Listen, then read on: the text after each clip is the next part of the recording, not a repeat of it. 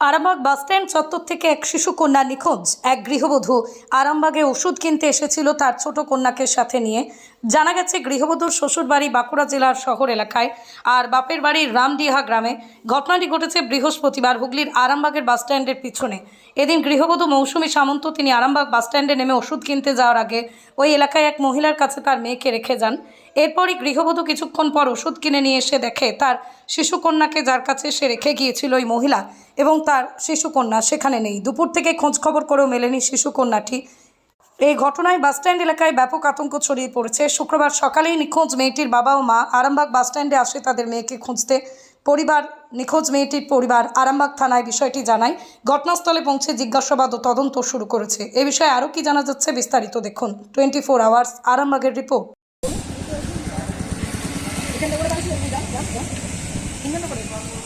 এই জায়গাটায় আর কোথায় বলছি দিদি, কোথায় ডাক্তার দেখাতে আসলেন? কোথায় ডাক্তারটা কোথায় দেখাতে আসলেন? আচ্ছা, একটা কার হাতে রেখেছিলেন মেয়েকে?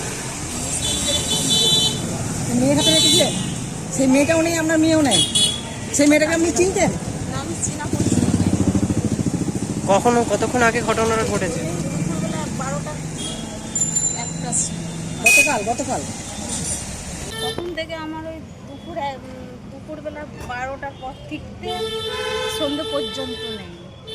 কোথায় এসেছিলেন? আরামবাগে কি করতে এসেছিলেন? আরামবাগে এসেছিলাম ওই আমি ওষুধ নেবো বলে বাচ্চা বন্ধ হওয়ার জন্য।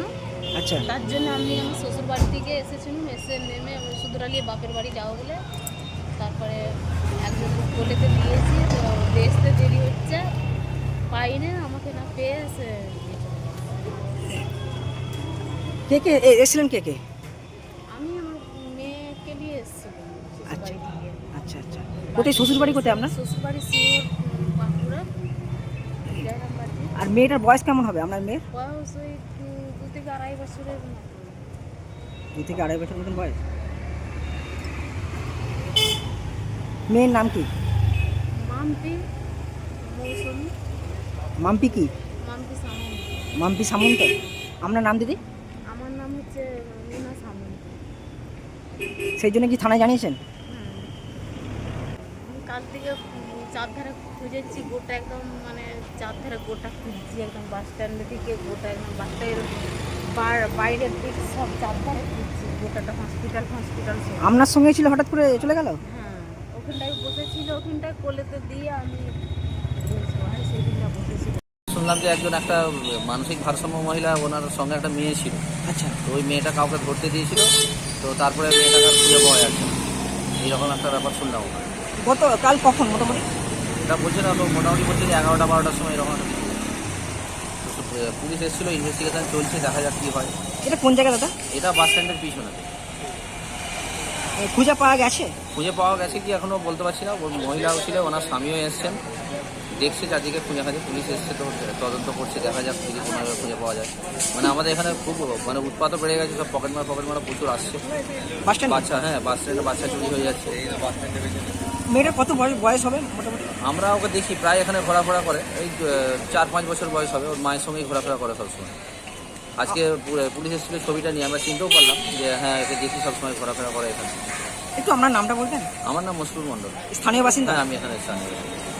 সন্তানের পরে মন বসছে না, প্রচুর পরিশ্রম করেও আপনি আশানুরূপ পারিশ্রমিক পাচ্ছেন না, যার ফলে আর্থিক সংকট আপনার জীবনে দুঃখ এবং চাপের ছায়া ফেলেছে।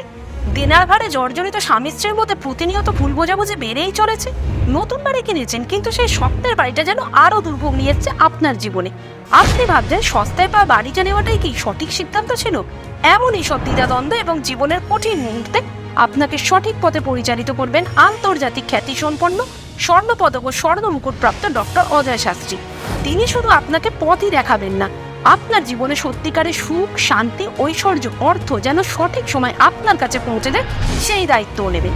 তাঁর অভিজ্ঞতা এবং জ্ঞানের আলোতে আপনার জীবন হয়ে উঠতে পারে নিরুদ্বেগ ও সমৃদ্ধির পথে ধাবমান।